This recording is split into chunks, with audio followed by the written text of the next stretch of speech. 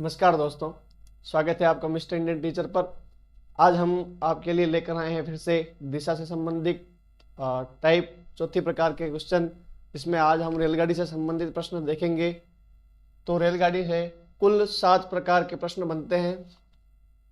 ये सूत्र है हमारा, ये जो सभी एग्जाम्पल में हमारे काम आएगा। D बराबर ST, D से दूरी, S से चाल और T से समय। S से स्पीड चाल, D से डिस्टेंस दूरी, T से टाइम। और ये चीज़ हमारे काम आएगी जब मीटर प्रति सेकंड को किलोमीटर प्रति आवर में चेंज करते हैं तो 18/5 से गुणा करते हैं, और किलोमीटर प्रति आवर को अगर मीटर प्रति सेकंड में चेंज करते हैं तो 5/18 से गुणा करते हैं। अब पहला प्रकार है हमारा कि प्रश्न कैसे पूछ सकता है। जब एक ट्रेन किसी आदमी, खंबे, टावर आदि को पार करती है तो ट्रेन की लंबाई इनके लंबाई के साथ नहीं जुड़ जाती है। कहने का मतलब, अगर कोई रेलगाड़ी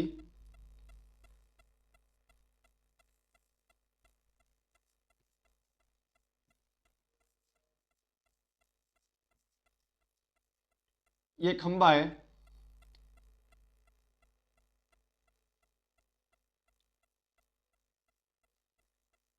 ये हमारी ट्रेन है। अब इस खंबे को पार करने के लिए वह यहाँ से यहाँ तक चली, तो जो ट्रेन की लंबाई है वही उसको चलनी पड़ेगी। जो ट्रेन की लंबाई है वही उसको चलनी पड़ेगी।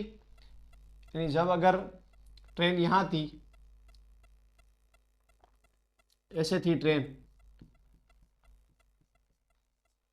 तो क्या ट्रेन खंबे को पार कर गई है? नहीं। तो पार यहाँ करिए, तो ट्रेन की जो लंबाई है ये लास्ट डिब्बा है, लास्ट डिब्बा है ट्रेन का।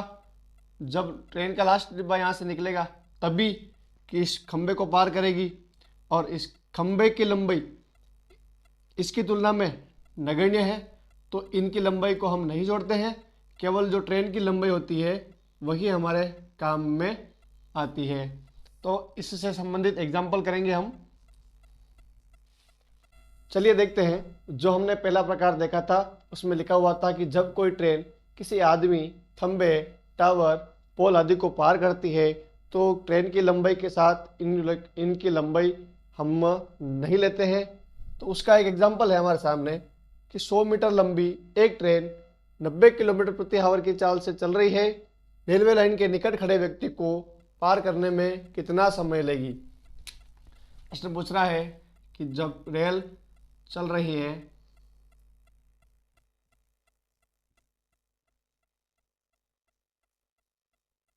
और रेलवे लाइन के निकट एक व्यक्ति खड़ा है, यहाँ इसको पार करने में वह कितना समय लेगी? अब हमारे पास सूत्र है D बराबर ST। D से डिस्टेंस, S से स्पीड चाल, T से टाइम समय। D दूरी, यानी जो लंबाई है हमारे पास वहाँ लेंगे। यहाँ दूरी से मतलब ट्रेन की लंबाई से है, तो D हमारे पास है 100 मीटर। उसके बाद स्पीड यानी चाल जो हमें दे रखी है 90 किलोमीटर प्रति आवर। रेलवे लाइन के निकट खड़े व्यक्ति को पार करने में कितना समय लेगी, यानी टाइम हमें ज्ञात करना है।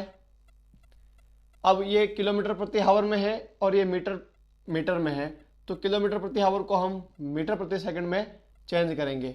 हमने देखा है कि किलोमीटर प्रति आवर को मीटर प्रति सेकंड में चेंज करने के लिए हम 5/18 से गुणा कर देते हैं।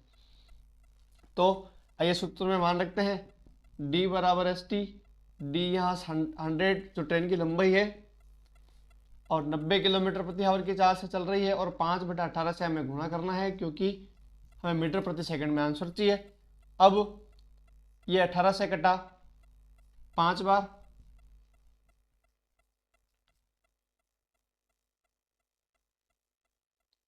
पाँच इंटू 5 इंटू T। अब ये 5 से कटा 20 बार, ये 5 से कटा 4 बार। T बराबर 4, T बराबर 4 सेकंड आंसर। यानी वह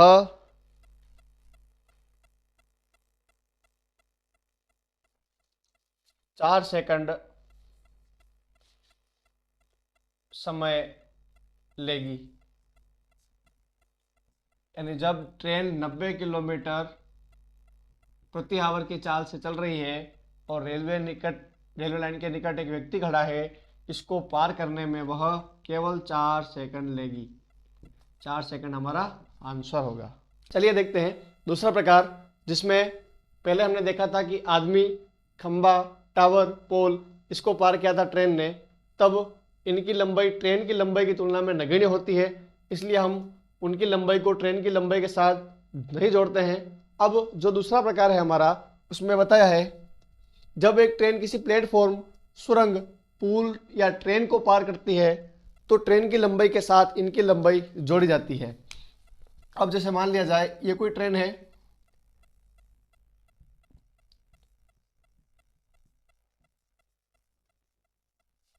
और यहां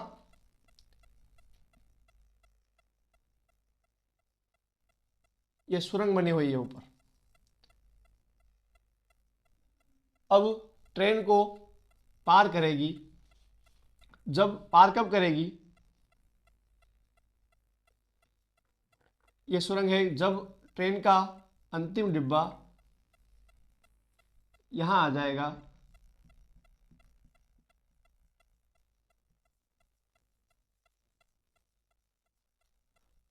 तो ट्रेन जब यहां से यहां तक चलेगी तब इसकी लंबाई और इसकी लंबाई, जब ट्रेन यहां से यहां तक चली तभी तो यह सुरंग पार हुई, तो इसकी लंबाई और इसकी लंबाई ये L1 या L2 मान लो, तो L1 प्लस L2 जोड़ेंगे तभी यह पूरी लंबाई हमारे पास मिलेगी।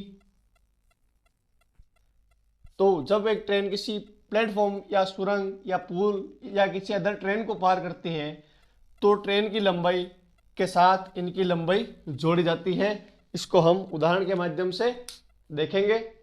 चलिए देखते हैं। दूसरे टाइप का उदाहरण हमारे पास है कि जब एक ट्रेन 132 किलोमीटर प्रति आवर की चाल से चल रही है, ट्रेन की लंबाई 110 मीटर है, वह 165 मीटर लंबे एक प्लेटफॉर्म को पार करने में कितना समय लेगी।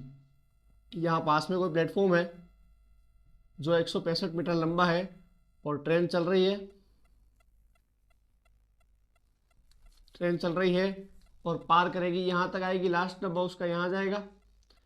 जब लास्ट डब्बा यहाँ होगा तभी तो पार करेगी, तभी हम मानेंगे कि इसने पार कर लिया। तो इसकी लंबाई, प्लेटफॉर्म की लंबाई हमारे पास 165 मीटर है और ट्रेन की लंबाई है 110 मीटर। टोटल मिला के 165 प्लस 110 यानी 275 मीटर, ये पूरी लंबाई हो रही है हमारे पास। अब हमने देखा था कि जब कोई ट्रेन किसी प्लेटफॉर्म, सुरंग, पुल आदि को पार करती है तो ट्रेन की लंबाई के साथ इनकी लंबाई जोड़ी जाती है। वही हम यहाँ करेंगे। तो एग्जाम्पल और सूत्र हमारा वही, D बराबर ST। जब D इसमें 110 मीटर जो ट्रेन की लंबाई और 165 मीटर जो प्लेटफॉर्म की लंबाई, जो टोटल मिला के हमारे पास हो रही है 275, और 132 किलोमीटर प्रति आवर की चाल से चल रही है, स्पीड है हमारे पास, और किलोमीटर प्रति आवर को हमें मीटर प्रति सेकंड में चेंज करना है, तो 5/18 से हम गुणा कर देंगे। आइए सूत्र में रखते हैं। टाइम हमें ज्ञात करना है, 110 और 65 मिला के 275 यहाँ हो गया, और 132 किलोमीटर प्रति आवर की चाल है और मीटर प्रति सेकंड में चाहिए, इसलिए 5/18 से गुणा किया और T। अब इसको इस तरीके से कर सकते हैं, ये इधर आया 18 और ये ऊपर था, इधर आया नीचे आ गया T। अब काटते हैं, ये 5 से 1 बार, ये 55 बार, ये 6 से 3 बार, ये 22 बार, ये 11 से कटा 2 बार, ये 11 से कटा 5 बार, तो बचा क्या हमारे पास 5 × 3/2 यानी 15/2 यानी 7.5 सेकंड। यानी जो ट्रेन 132 किलोमीटर प्रति आवर की चाल से चल रही है वह 165 मीटर लंबे एक प्लेटफॉर्म को पार करने में 7.5 सेकंड लेगी। आइए देखते हैं हमारा तीसरा प्रकार, जो इस प्रकार से है कि जब दो ट्रेन एक ही दिशा में चलती है तो दोनों ट्रेन की चाल को हमेशा घटाया जाता है तथा लंबाई को जोड़ा जाता है। यानी ये कोई ट्रेन, फर्स्ट ट्रेन है और ये दूसरी ट्रेन है, दोनों एक ही दिशा में चल रही है, माना इसकी लंबाई L1 है और इसकी लंबाई L2 है, तो हमेशा इनकी लंबाई को जोड़ा जाएगा और इनकी जो चाल होगी उनको घटाया जाएगा। इस प्रकार से हमारा सूत्र क्या था कि D बराबर ST। तो ये शॉर्ट तरीका है जो मैंने लिखा है कि इस प्रकार से भी हम कर सकते हैं। इसका मतलब 2T का मतलब ट्रेन, 2 ट्रेन, S से यानी सेम और D से डायरेक्शन।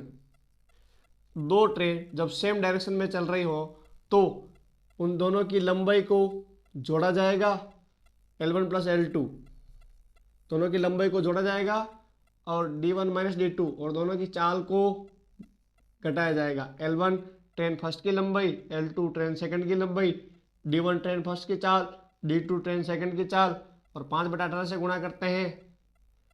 अगर हमें आंसर मीटर प्रति सेकंड में चाहिए तो 5/18 से गुणा करते हैं और किलोमीटर प्रति आवर में चाहिए तो 18/5 से गुणा करते हैं। इसका उल्टा कर देंगे और टी हमारा ये समय, यानी इसे भी याद रख सकते हैं हम कि 2 ट्रेन जब सेम डायरेक्शन में चल रही हो तो उनकी लंबाई को हमेशा जोड़ेंगे, चाल को घटाएंगे और ये सूत्र बना देंगे। आइए इसको कैसे करते हैं हम एग्जाम्पल के माध्यम से देखेंगे। आइए देखते हैं, जो हमने टाइप तीसरा देखा था उसका एग्जाम्पल हमारे सामने है। जब दो ट्रेन जिनकी लंबाई 110 मीटर व 120 मीटर है और एक ही दिशा में 72 किलोमीटर प्रति आवर तथा 54 किलोमीटर प्रति आवर की चाल से चल रही है तो दोनों ट्रेन एक दूसरे को पार करने में कितना समय लेगी। यह हमारा शॉर्ट सूत्र था जो हमने देखा था, इसका यूज करेंगे। हमने देखा था कि जब 2 ट्रेन सेम दिशा में चल रही हो, 2 ट्रेन सेम डायरेक्शन में चल रही हो तो उनकी लंबाई को जोड़ा जाता है, उनकी चाल को घटाया जाता है। तो सूत्र D बराबर ST। D हमारे पास ट्रेन की लंबाइयाँ 110 और दूसरी ट्रेन की 120 जोड़ा क्यों है कि हमने देखा है कि जब 2 ट्रेन सेम डायरेक्शन में चल रही हो तो उनकी लंबाइयों को जोड़ा जाएगा और स्पीड चाल को घटाया जाएगा। 72 माइनस 54 बराबर 18 किलोमीटर प्रति आवर और टी समय हमें ज्ञात करना है। सूत्र में मान रखेंगे या इसमें रख देते हैं हम L1 plus L2 110 plus 120, sorry यहाँ 100 था, काटने में आसानी रहेगी, ज़्यादा लंबा नहीं होगा। 100 मीटर लंबी और 120 मीटर दोनों की लंबाई जोड़ दी। अब दोनों की चाल को घटाना है। 72 माइनस 54 और किलोमीटर प्रति आवर में है, ये किलोमीटर प्रति आवर में है और ये मीटर में है और तो हमें मीटर प्रति सेकंड में आंसर चाहिए तो 5/18 से गुणा करेंगे और टी।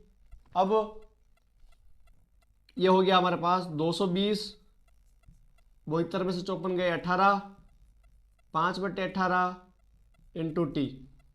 अब 18 से 18 कैंसल, 220 और ये 5 ऊपर है इधर आएगा नीचे टी और ये कटा 4 बार, 2 बचा इधर 4, 44 सेकंड,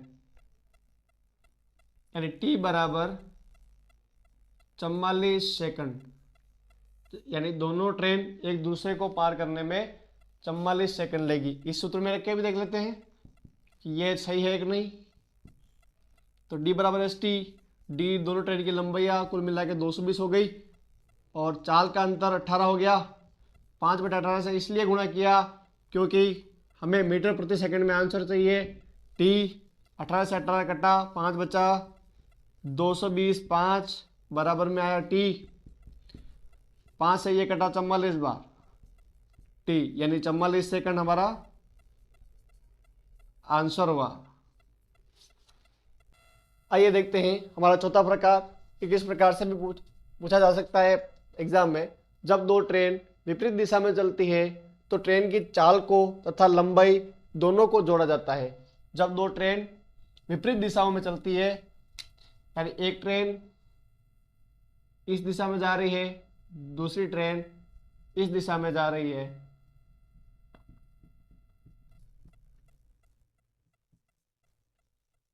तो दोनों ट्रेन की जो चाल होगी, चाल को भी जोड़ा जाएगा और लंबाइयों को भी जोड़ा जाएगा। तो पिछले पिछले पिछले जो टाइप था उसमें हमने देखा था कि जब दो ट्रेन सेम डायरेक्शन में चल रही थी तो उनकी चाल को घटाया था और लंबाइयों को जोड़ा था। अब इसमें जब दो ट्रेन विपरीत दिशाओं में चल रही हो, एक इधर और एक इधर जा रही हो, तो दोनों ट्रेन की चाल को तथा लंबाई दोनों को जोड़ना है। जब दो ट्रेन अपोजिट डायरेक्शन में चल रही है तो उनकी लंबाइयों को और उनकी चाल दोनों को जोड़ा जाता है। इसको हम आगे एग्जाम्पल के माध्यम से देखेंगे। चलिए देखते हैं। चौथा जो टाइप था हमारा, उसका एग्जाम्पल हमारे सामने है ये कि दो ट्रेन जिनकी लंबाई 137 मीटर और 163 मीटर है, विपरीत दिशा में 42 किलोमीटर प्रति आवर व 48 किलोमीटर प्रति आवर की चाल से चल रही है। एक दूसरे को पार करने में वह कितना समय लेगी? हम ज़्यादा नहीं उलझ के केवल सभी प्रश्नों में इसी का यूज करेंगे। और ये ध्यान रखना है कि जब दो ट्रेन सेम दिशा में चलती है तो उनकी चाल को घटाया तथा लंबाइयों को जोड़ा जाता है, और जब ट्रेन विपरीत दिशा में चलती है तो ट्रेन की चाल को भी जोड़ा जाता है और लंबाइयों को भी जोड़ा जाता है। तो अब सूत्र है हमारा D बराबर ST। D से दूरी या ट्रेन की लंबाई, यहाँ संबंध D से जो है हमारा ट्रेन की लंबाइयों से है, और S स्पीड यानी चाल से है, और T यानी समय से है। D अब जो हमें प्रश्न में दे रखा है वो इधर लिखते हैं। हमने देखा है कि जब दो ट्रेन विपरीत दिशा में चलती है तो दोनों की लंबाई भी जुड़ती है और दोनों की चाल भी जुड़ती है। दो ट्रेन जिनकी लंबाई 137 मीटर 163 मीटर है और कौन सी दिशा में चल रही है? विपरीत दिशा में, तो ट्रेन की लंबाइयों को भी जोड़ेंगे। 137 प्लस 163 हमारे पास D हो गया, जो हो जाएगा 300 मीटर, और चाल हो गई हमारे पास 42 प्लस 48 किलोमीटर प्रति आवर, जो हो गई हमारे पास 90 किलोमीटर प्रति आवर, और T हमें ज्ञात करना है।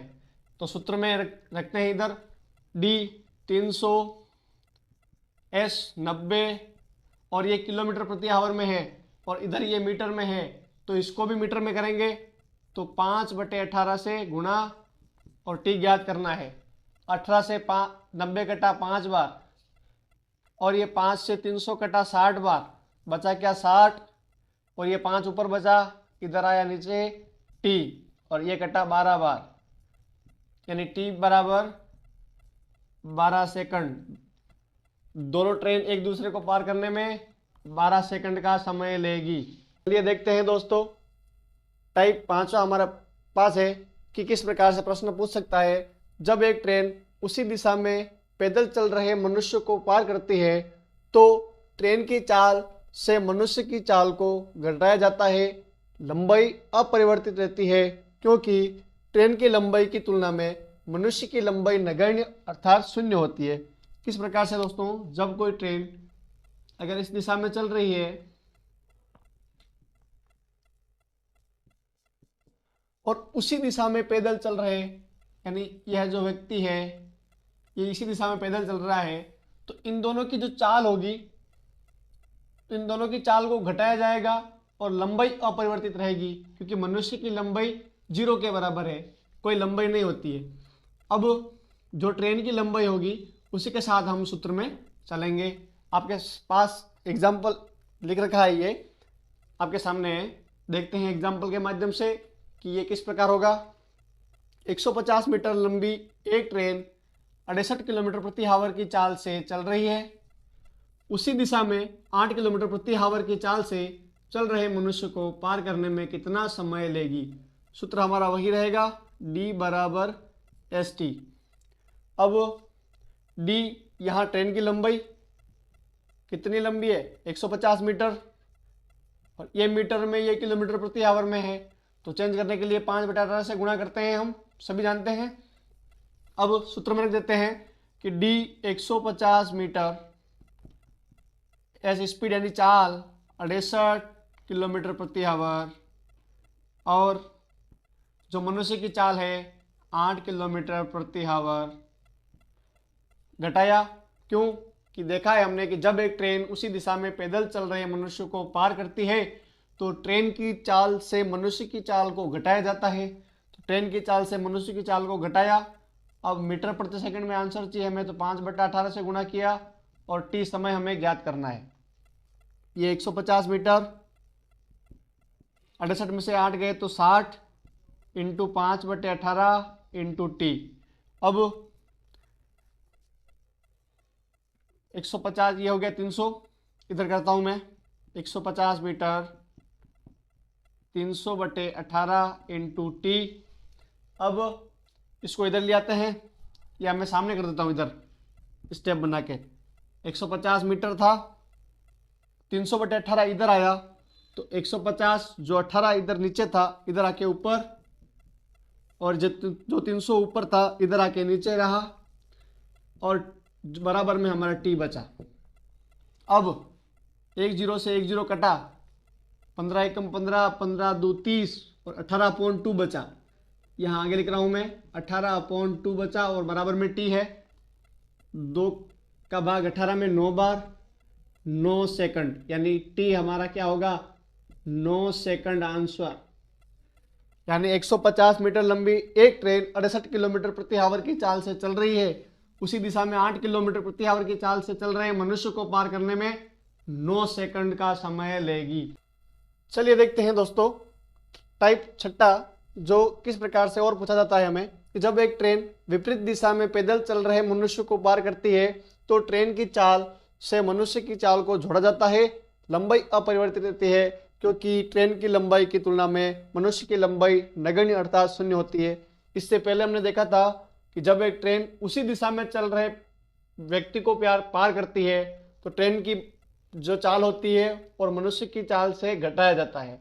जब सेम दिशा हो मनुष्य की और ट्रेन की, जब सेम दिशा हो तो चाल को घटाया जाता है, और मनुष्य और ट्रेन की जब विपरीत दिशा हो तो चाल को जोड़ा जाता है, और दोनों स्थिति में लंबाई अपरिवर्तित रहती है। एग्जाम्पल है आपके सामने, 220 मीटर लंबी एक ट्रेन 59 किलोमीटर प्रति आवर से चल रही है।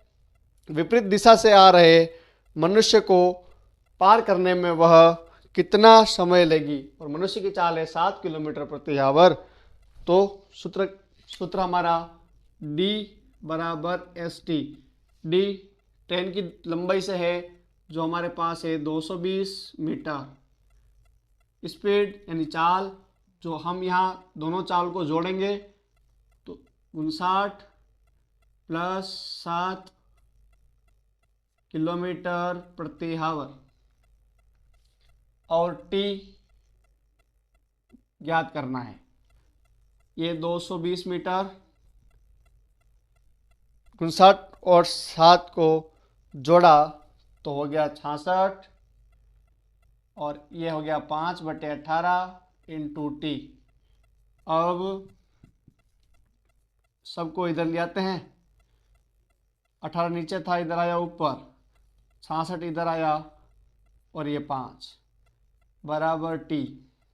अब काटिए, ये कटा 44 बार, ये 11 से कटा 6 बार, ये कटा 4 बार, तो यहाँ आगे लिखता हूँ मैं, इधर बचा 4 इंटू 18, 6 इंटू 1, और काट सकते हैं तो ये 6 से कटा 3 बार, ये 1 है कोई मतलब नहीं, 4 और 3, 4 गुणा 3 यानी 12 सेकंड, 12 सेकंड आंसर।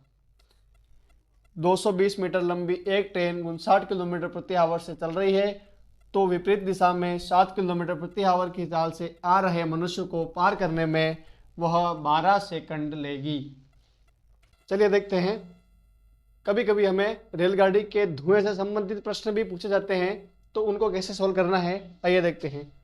जब रेलगाड़ी के समांतर हवा हो तो विपरीत दिशा में धुआं होगा, यानी जब और लंबवत दिशा में हो तो दोनों की उप दिशा में धुआं होगा। इन दोनों का यूज किस प्रकार से करेंगे हम, ये नीचे जो मैंने लिखा है उसके माध्यम से देखेंगे। यदि कोई रेलगाड़ी उत्तर की ओर जा रही है, यदि कोई रेलगाड़ी, ये हमारी दिशाएं, ये उत्तर, ये पूर्व, ये दक्षिण और ये पश्चिम। यदि कोई रेलगाड़ी उत्तर की ओर जा रही है और हवा उत्तर से दक्षिण की ओर चल रही है,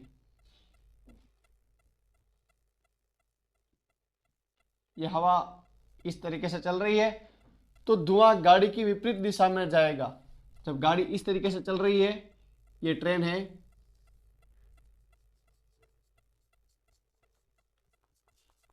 और इस तरीके से जा रही, उत्तर में जा रही है, और हवा जो है उत्तर से दक्षिण की ओर चल रही है, यानी समांतर चल रही है रेलगाड़ी के समांतर, तो जो रेलगाड़ी का जो धुआं होगा वह विपरीत दिशा में यानी दक्षिण दिशा में जाएगा।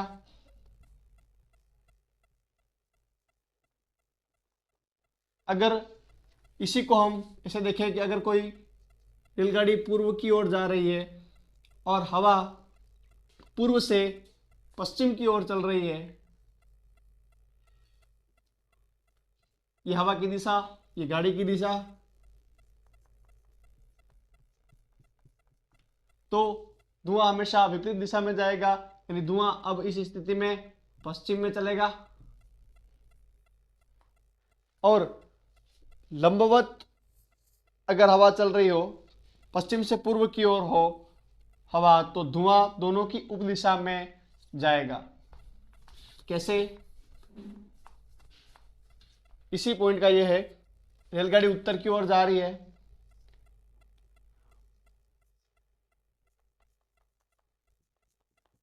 ये रेलगाड़ी उत्तर की ओर जा रही है, अगर हवा समांतर है उत्तर से दक्षिण की ओर, तो हमने देखा कि विपरीत दिशा में धुआं जाएगा। अब हवा जो चल रही है वो पश्चिम से पूर्व की ओर चल रही है, यानी रेलगाड़ी इस दिशा में जा रही है और हवा चल रही है पश्चिम से पूर्व की ओर, यानी हवा की दिशा है ये। अब जो धुआं होगा वह इन दोनों की उप दिशा में जाएगा। उप दिशा में कैसे, यानी जो धुआं है, अब ये जो धुआं निकल रहा था, ये धुआं निकला, रेलगाड़ी के चलने से तो धुआं इधर आ रहा था, और हवा जब चल रही थी तो इस धुएं को इस प्रकार से धक्का मार रही थी, तो जो दोनों की उप दिशा होगी, पश्चिम से पूर्व, इन दोनों की जो उप दिशा होगी इधर, तो धुआं दक्षिण पूर्व में जाएगा। और ध्यान रखिएगा दोस्तों, इलेक्ट्रिक ट्रेन से धुआं नहीं निकलता है। जब किसी प्रश्न में ऐसा बोल दिया जाए कि एक इलेक्ट्रिक ट्रेन उत्तर से दक्षिण की ओर जा रही है और हवा दक्षिण से उत्तर की ओर चल रही है, तो उस इलेक्ट्रिक ट्रेन का धुआं किस दिशा में जाएगा, तो याद रखना है कि इलेक्ट्रिक ट्रेन में से धुआं नहीं निकलता है। चलिए देखते हैं दोस्तों, इस वीडियो में हमने क्या क्या चीज़ देखी है और किस किस प्रकार के प्रश्न हमने देखे हैं। जिसमें से पहला है कि अगर कोई ट्रेन किसी आदमी, पेड़, खंबा, टावर आदि को पार करती है, यानी ऐसी चीज़ को पार करती है, वह चीज़ की जो लंबाई होती है, जो ट्रेन की लंबाई की तुलना में नगण्य यानी जीरो होती है। यानी हमने देखा था कि जब कोई ट्रेन किसी खंबे को पार करेगी तो ट्रेन की तुलना में खंबे की लंबाई नगण्य है, तो ट्रेन की लंबाई के साथ इनकी लंबाई नहीं जुड़ती है। जब कोई ट्रेन आदमी, पेड़, खंबे, टावर या ऐसी चीज़ को पार करती है जिसकी लंबाई ट्रेन की लंबाई की तुलना में नगण्य हो, तो ट्रेन की लंबाई के साथ उनकी लंबाई नहीं जुड़ती है। और दूसरा प्रकार हमने देखा था कि जब कोई ट्रेन प्लेटफॉर्म, सुरंग, पुल या ट्रेन को पार करती है, तो ट्रेन की लंबाई के साथ इनकी लंबाई जोड़ी जाती है, क्योंकि ट्रेन की लंबाई की तुलना में इनकी लंबाई नगण्य नहीं मान सकते हैं, क्योंकि जितनी लंबी ट्रेन हो सकती है उतना लंबा सुरंग भी तो हो सकता है, उतना लंबा प्लेटफॉर्म भी तो हो सकता है। इसीलिए जब कोई ट्रेन अगर प्लेटफॉर्म, सुरंग, पुल, ट्रेन ऐसी चीज को पार करेगी जिसकी लंबाई ट्रेन की लंबाई की तुलना में नगण्य नहीं है, तो ट्रेन की लंबाई के साथ इनकी लंबाइयां जुड़ जाएगी। दूसरा प्रकार हमने ये देखा था। उसके बाद तीसरा प्रकार देखा था कि जब दो ट्रेन सेम दिशा में चल रही हो तो दोनों की चाल को घटाया जाता है और लंबाई को जोड़ा जाता है। जब दो ट्रेन सेम दिशा में चल रही हो तो दोनों ट्रेन की जो चाल होती है, चाल को घटाया जाता है और लंबाई को जोड़ा जाता है। और चौथा प्रकार हमने देखा था कि जब दो ट्रेन विपरीत दिशा में हो तो चाल और लंबाई दोनों को जोड़ा जाता है। ये हमारा चौथा प्रकार था। उसके बाद पांचवा हमने देखा था कि जब ट्रेन और आदमी की दिशा, ट्रेन और मनुष्य की दिशा अगर सेम हो तो ट्रेन की चाल से मनुष्य की चाल को घटा दिया जाता है। जब यदि कोई ट्रेन इधर से चल रही है और इस तरीके से जा रही है और आदमी भी इसी दिशा में जा रहा है, तो आदमी की चाल और ट्रेन की चाल दोनों को हम घटा देते हैं। यह हमारा पांचवा प्रकार था। और छठा हमने देखा था कि जब ट्रेन और आदमी की दिशा विपरीत हो तो ट्रेन की चाल और मनुष्य की चाल को जोड़ा जाता है। यानी जब ट्रेन और आदमी की दिशा विपरीत हो तो इन दोनों की चाल को जोड़ा जाता है। और सातवां देखा था हमने ट्रेन के धुएं से संबंधित, यानी हवा की दिशा अगर ट्रेन के समांतर हो तो धुएं की दिशा विपरीत हो जाती है। हवा की दिशा अगर लंबवत हो तो दोनों की उपदिशा हो जाती है। किस प्रकार से देखा था हमने कि अगर एक ट्रेन उत्तर की ओर जा रही है और हवा उत्तर से दक्षिण की ओर चल रही है तो धुआं दोनों की जो ट्रेन की जो विपरीत दिशा होगी, यानी ट्रेन इस प्रकार से चल रही है और विपरीत दिशा दक्षिण, यानी धुआं दक्षिण में होगा। और इसी में जब ट्रेन इस प्रकार से चल रही हो और हवा अगर पश्चिम से पूर्व की ओर चल रही है इस प्रकार से, तो धुआं दोनों की उपदिशा में, यानी ट्रेन उत्तर में जा रही है और हवा पश्चिम से चल रही है, पश्चिम से पूर्व की ओर चल रही है, तो दोनों की जो उपदिशा है इस प्रकार से, तो वह दक्षिण पूर्व में उसका धुआं चला जाएगा। यानी हवा की दिशा अगर लंबवत हो तो दोनों की उपदिशा में धुआं जाएगा। और ये सूत्र हमारा सभी प्रश्नों में जो टाइप 6 प्रकार के क्वेश्चन किए थे हमने, पहला, दूसरा, तीसरा, चौथा, पांचवा, छठा, उसमें सभी यही सूत्र काम आ रहा था। जो सूत्र हमें याद रखना है वो होता है D बराबर ST। डी से दूरी यहाँ ट्रेन की लंबाई से है, ट्रेन की लंबाइयों से इसका संबंध है D से, और S स्पीड यानी चाल, T यानी समय। और किलोमीटर प्रति आवर को मीटर प्रति सेकंड में चेंज करने के लिए 5/18 से गुणा करते हैं, और मीटर प्रति सेकंड को किलोमीटर प्रति आवर में चेंज करने के लिए 18/5 से गुणा करते हैं।